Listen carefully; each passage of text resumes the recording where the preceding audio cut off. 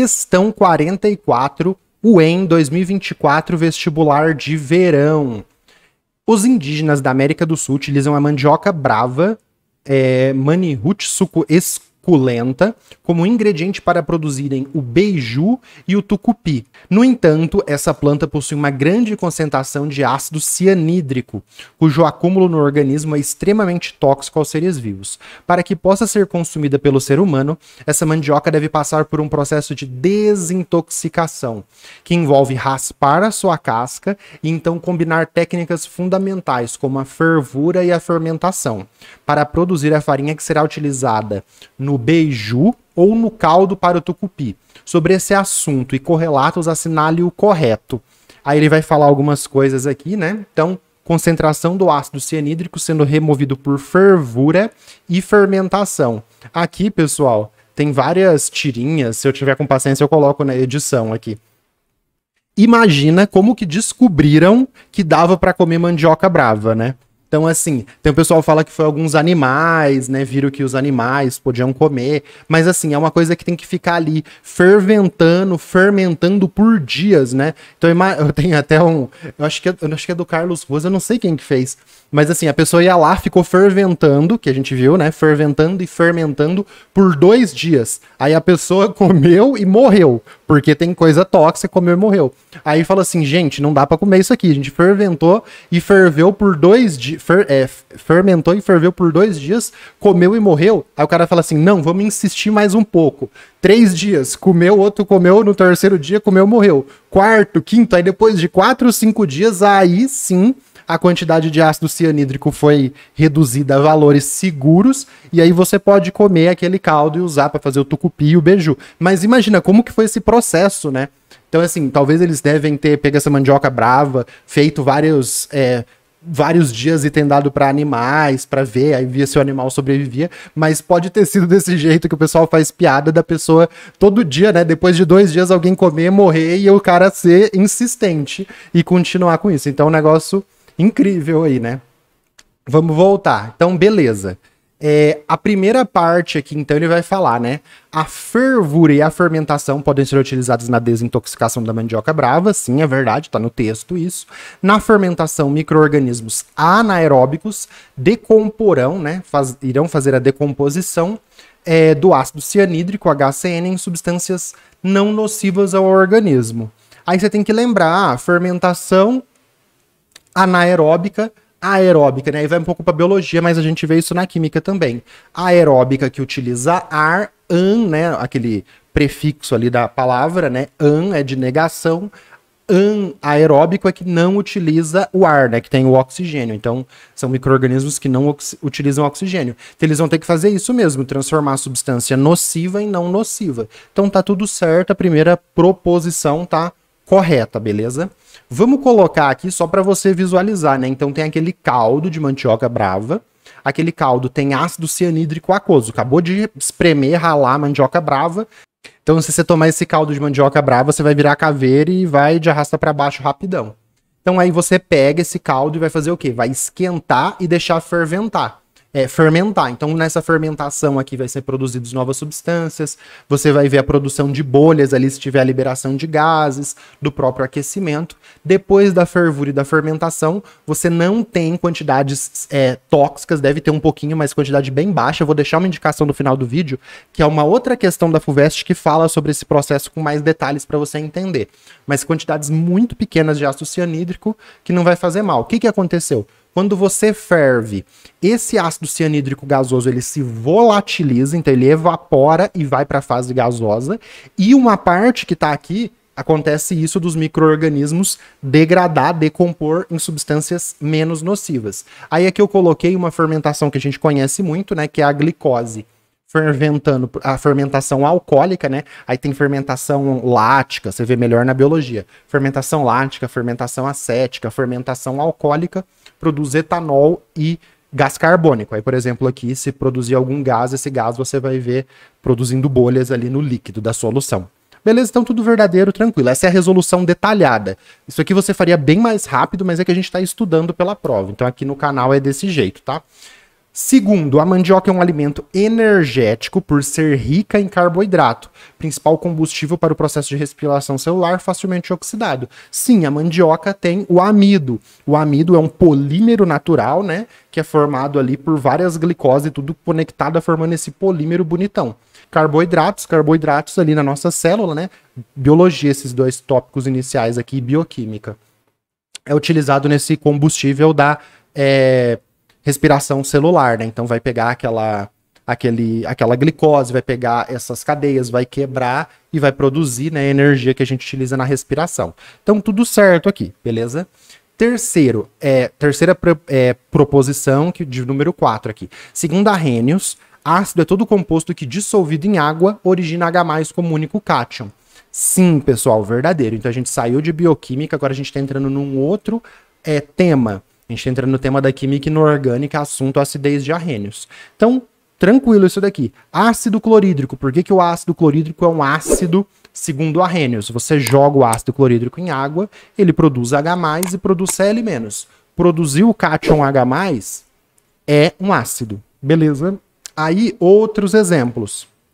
O ácido cianídrico que está aqui, quando você tiver em água, você vai liberar H+ e vai liberar o cianeto menos. Aqui eu coloquei a seta de equilíbrio, por quê? Porque o ácido cianídrico ele não é um ácido forte igual ao ácido clorídrico que vai todo ser ionizado. Esse processo de não ter íons aqui, que tem uma ligação química covalente. Esse processo de gerar íons chama ionização. Aqui vai ionizar, mas ele não se ioniza 100%. Ele vai ter um equilíbrio, uma parte vai estar ionizada, outra parte vai estar como aquoso. Aí quando você esquenta, ele volatiliza e vira gasoso. Mas ele fica em equilíbrio. Ele é um ácido mais fraco, mas ele é um ácido? É um ácido também. Ele colocou no nome aqui pra gente, né? Cadê? Ácido cianídrico. Então ele é um ácido porque ele tem H+, por isso que perguntaram. Próxima proposição. Fermentação é um processo biológico anaeróbico que libera energia armazenada nas ligações químicas dos compostos orgânicos, podendo gerar vários produtos diferentes. Verdade também, pessoal. Por exemplo, a fermentação alcoólica vai quebrar as ligações químicas, produzir produtos diversos, né? Fermentação alcoólica, lática, acética, e os micro-organismos fazem isso para obter energia. Maravilha? E aí você vê na biologia, né, que a fermentação libera uma certa quantidade de ATP, a respiração com essa mesma glicose vai liberar uma quantidade maior de energia. Mas aí você vê isso na biologia com seu professor ou professora, beleza? E última proposição, o ácido cianídrico dissolvido em água comporta-se como não eletrólito. Falso, pessoal. Eletrólito, aqui eu vou aproveitar para falar de soluções eletrolíticas. O que é o eletrólito? Eletrólito é aquele soluto que em água forma íons por diversos processos. O não eletrólito, quando ele está em água, ele não forma esses íons. Então isso que é um eletrólito, é um soluto que forma íons. Pode ser por dissociação iônica ou ionização, como a gente viu aqui. Isso é falso, aí você vai somar, né? 10, 15, a soma deu 15, e vamos entender melhor isso do não eletrólito. Então, uma solução, água com um soluto ali dissolvido. Quando conduz corrente elétrica, a gente chama de solução eletrolítica, porque você jogou um soluto que é um eletrólito, beleza? Ou uma solução não eletrolítica, que você jogou um soluto que é não eletrólito. Se você colocar ácido clorídrico em água, vai liberar H+, Cl-, HCN vai liberar H+, vai liberar Cn-. Se você colocar dois fios encapados ali, vai permitir a condução de corrente elétrica na solução. Se você colocar, por exemplo, cloreto de sódio, sal de cozinha. Sal de cozinha, ele já tem íons, porque ele é um composto iônico, tem ligação entre um cátion e um ânion. Como ele só separa esses íons, não é ionização. Aqui ele vai fazer a dissociação iônica, que é separar os íons.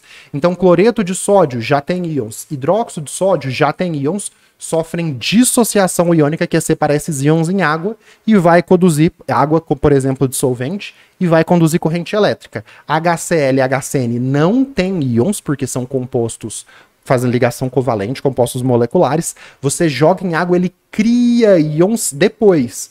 Aí é o processo de ação de ionizar, ionização. Todos esses aqui vão formar soluções eletrolíticas, porque os solutos são eletrólitos, beleza?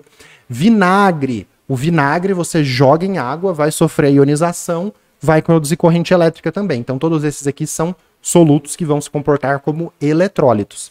Aí, se você colocar um pouquinho de sal na água, colocar 2 fios desencapados e ter uma lâmpada, você vai ver a lâmpada brilhando muito. Porque todo sal já vai separar esses íons por dissociação iônica e conduz muito bem corrente elétrica. Se você colocar vinagre, o vinagre ele tem um equilíbrio aqui, ó, parecido com o ácido cianídrico, porque o vinagre é um ácido fraco.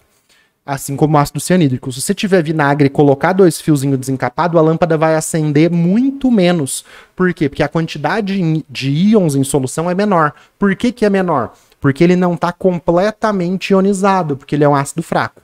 Beleza? Então todos os eletrólitos aqui. Quem são não eletrólitos? Por exemplo, açúcar. Você jogar água, pegar água, colocar açúcar, colocar 2 fios desencapados, o açúcar não permite essa condução de corrente elétrica. Etanol, você pega um pouquinho de etanol, joga em água, coloca os 2 fios. O que essas substâncias fazem? Elas fazem a dissolução molecular. Ó, o nome já diz tudo para você. Dissolução molecular. É dissolver a molécula. Então a molécula só se dissolve, ó. O açúcar sai do sólido e vai para o aquoso. O etanol sai do líquido e vai para o aquoso.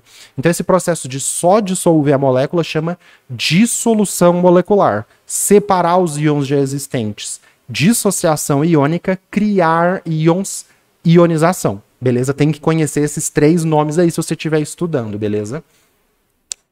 Maravilha. Então estudamos aqui isso aqui. Viva, né?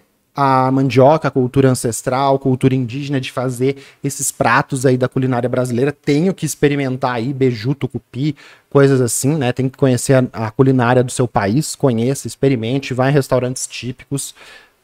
Tem que fazer isso, pessoal. Eu avaliei a questão como média, porque não tem nada muito complexo aqui pra gente, tá? Sugestões, né? Então, 2 sugestões aqui pra você. Se você quer saber mais sobre esse processo de remover o ácido cianídrico da mandioca brava, tem essa questão da FUVEST, primeira fase de separação de misturas, porque eles vão explicando como que vai, ó, tá vendo um gráfico aqui, ó? Reduzir nos processos a quantidade de ácido cianídrico. Então aqui nessa questão você vai ver isso na questão da FUVEST, vale muito a pena. E se você quiser saber mais detalhes sobre condução, solutos que permitem a condução de corrente elétrica, que formam soluções eletrolíticas, dá uma olhada nesta questão aqui, deixa eu virar a caneta, cadê? Aqui, ó. Dá uma olhada nessa questão aqui que você vai ver isso. Você vai ver essa parte e depois vai ter um pouquinho de propriedades coligativas, que aí é outro tema que não tem nada a ver com o que a gente está falando. Beleza, vamos para o próximo. Maravilha.